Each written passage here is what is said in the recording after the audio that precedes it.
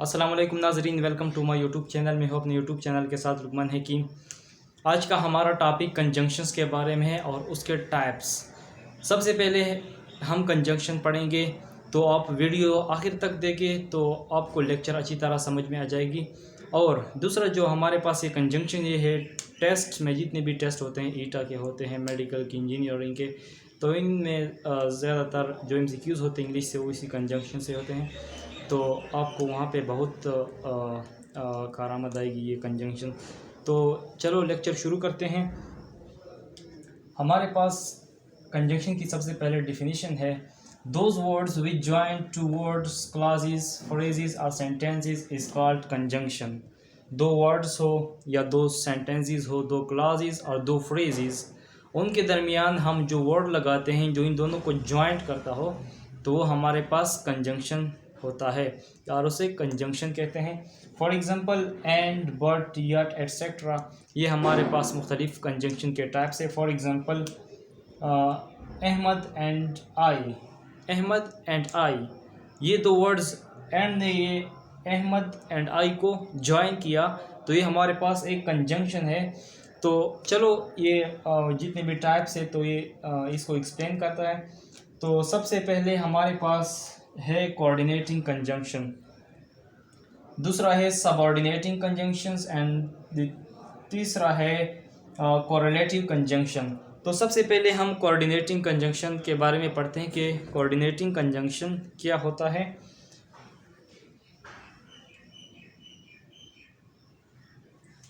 Coordinating conjunctions, those conjunctions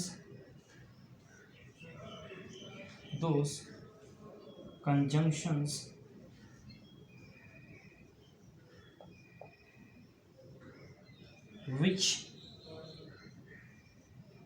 join two independent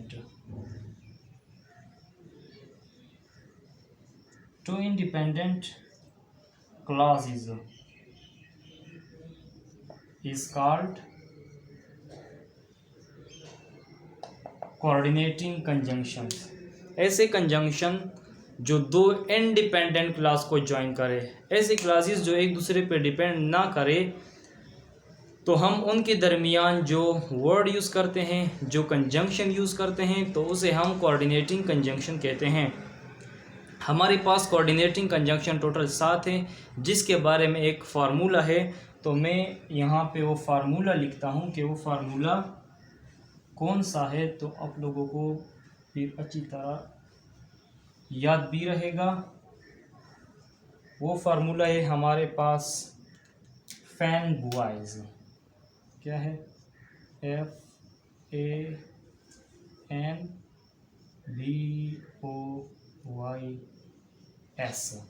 F से हमारे पास आता है फॉर, A से आता है एंड, N से आता है नॉर, B से आता है बट, O से आता है और, Y से आता है यट और S से आता है सो। ये हमारे पास 7 कोऑर्डिनेटिंग कंजंक्शन है।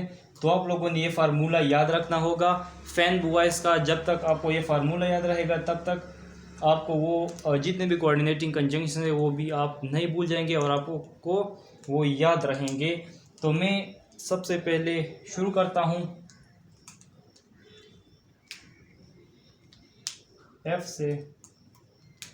फॉर एग्जांपल हमारे पास सबसे पहले है एंड, ताकि आप लोगों को अच्छी तरह समझ में आ जाए। मैं यहाँ पे एक और तरतीब से लिखूँगा एंड हमारे पास कहाँ यूज़ होता है, जब दो क्लासेस या तो कम्प्लीटली पॉजिटिव हो और या कम्प्लीटली नेगेटिव हो, तो हम वहाँ पे एंड यूज़ करते हैं। या हम इस तरह कहते हैं, एंड जॉइंस टू नेगेटिव और two positive clauses. For example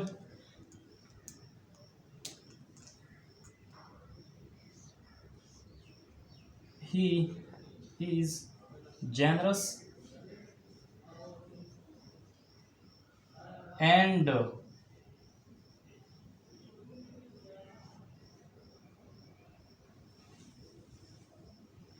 well mannered person। यहाँ हमारे पास जेनरस जो है ना एक पॉजिटिव क्वालिटी है, और दूसरी तरफ हमारे पास वेल मैनर्ड ये भी एक पॉजिटिव क्वालिटी है। जब ये दोनों पॉजिटिव हो तो हम यहाँ पे एंड का इस्तेमाल करते हैं। बिल्कुल इस तरह हम नेगेटिव में भी जब दोनों negative, for example he is not playing and she is not writing। यहाँ पे देखिए आप, ये नॉट प्लेइंग, ये एक मैं इस पेन से लिखता हूँ, ये हमारे पास एक नेगेटिव एक्टिविटी है, और नॉट राइटिंग ये भी हमारे पास नेगेटिव है। जब दो नेगेटिव हो तब भी हमारे पास एंड यूज़ होता है, और जब दोनों पॉजिटिव हो तब भी हमारे पास एंड यूज़ होता है। दूसरी तरफ हमारे पास है बट बिल्कुल इसी का अपोजिट है।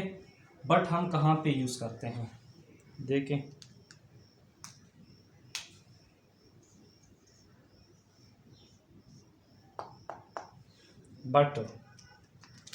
बट हमारे पास हमारा एंड भी हो गया,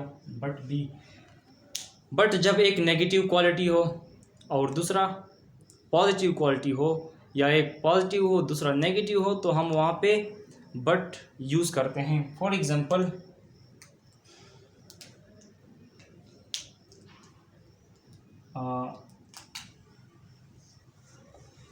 ही is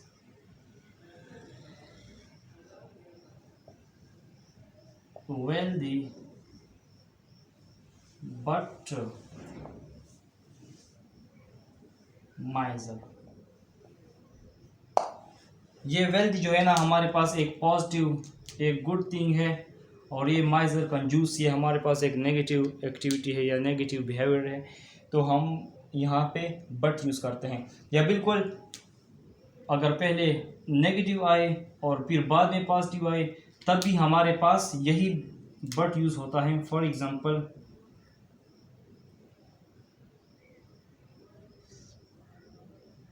ही इज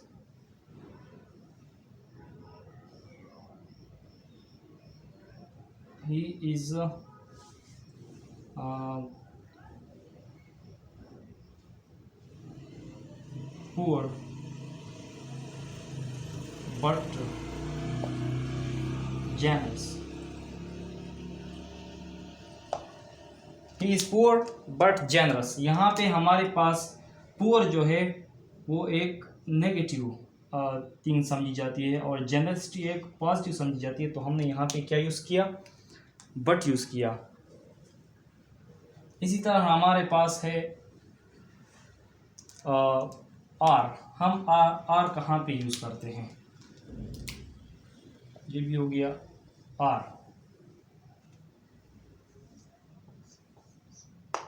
आर हम यूज़ करते हैं जब पॉसिबिलिटी बिल्कुल ज़ीरो हो। फॉर नो वन पॉसिबिलिटी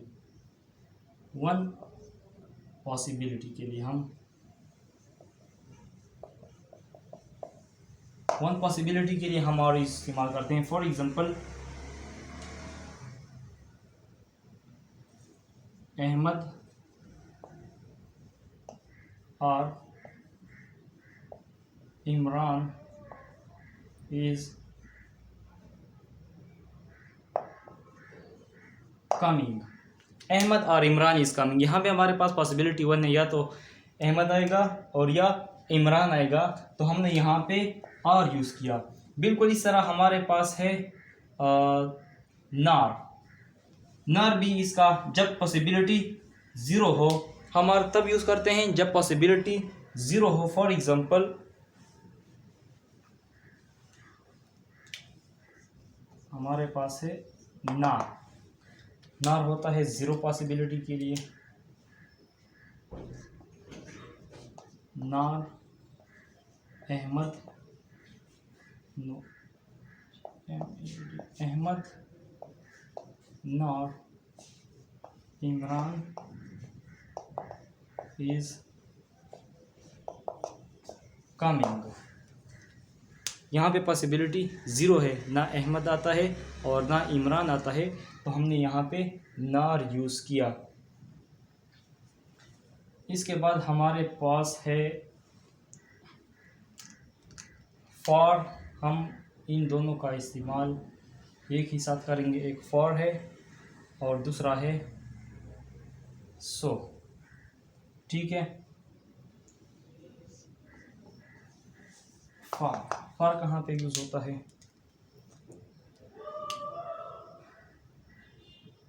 जब पहले इफेक्ट आए, इफेक्ट प्लस काज। इफेक्ट प्लस काज के लिए हम फॉर इस्तेमाल करते हैं। फॉर एग्ज़ाम्पल मैं कहता हूँ कि I left the class because I was tired. I left the class for I was tired. पहले मैंने क्या यूज़ किया? पहले मैंने इफेक्ट यूज़ किया, मैंने क्लास छोड़ दी, ये इफेक्ट है। वजह क्या थी? काज क्या था? क्योंकि मैं थका हुआ था, तो हमने यहाँ पे फॉर यूज़ किया। मैं यहाँ पे लिख लेता हूँ, I left the class for I was tired. बिल्कुल इसी तरह हमारे पास जो है सो, इसके अपोजिट में है सो। सो कब यूज़ होता है?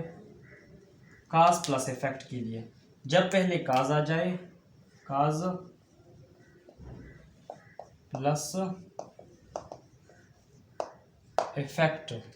काज प्लस इफेक्ट के लिए हम क्या यूज़ करते हैं?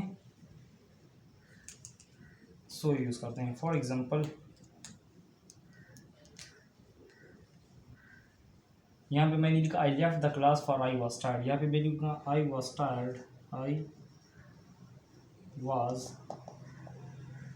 Tired so I left the class, ठीक है। जब पहले इफेक्ट आए और बाद में काज आए तो वहाँ पे फॉर, जब पहले काज आए और बाद में इफेक्ट आए तो वहाँ पे सो। जो लास्ट वन है हमारे पास वो है वाई, यट। यट हम कहाँ पे इस्तेमाल करते हैं? जब हम किसी से कोई चीज़ एक्सपेक्ट करते हैं या कोई चीज़, किसी चीज़ की एक्सपेक्टेशन करते हैं कि इस तरह हो जाएगा मगर उस तरह नहीं होता, तो हम वहाँ पे यट इस्तेमाल करते हैं। For example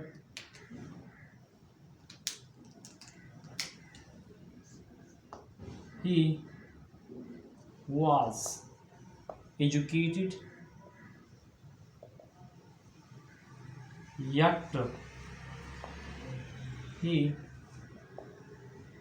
did not get the job। वो एजुकेटेड है। जब कोई एजुकेटेड होता है तो हम ये एक्सपेक्ट करते हैं कि उससे अच्छी तरह एक जॉब मिलेगा, उसके लिए पर्क्स एंड प्रिविलेजेस होंगे, मगर जब वो एजुकेटेड है और उसने फिर भी जॉब नहीं पाया तो हमने यहाँ पे क्या इस्तेमाल किया? यट इस्तेमाल किया। तो ये हमारे पास थे 7 कोऑर्डिनेटिंग कंजंक्शंस। तो उम्मीद है कि आप लोग को लेक्चर समझ आई होगी। तो इंशाल्लाह नेक्स्ट लेक्चर में मिलेंगे और फिर जो दूसरे 2 टाइप्स है सबऑर्डिनेटिंग एंड कोरिलेटिव कंजंक्शंस, तो फिर वो डिस्कस करेंगे। चलो ओके, अल्लाह हाफिज़।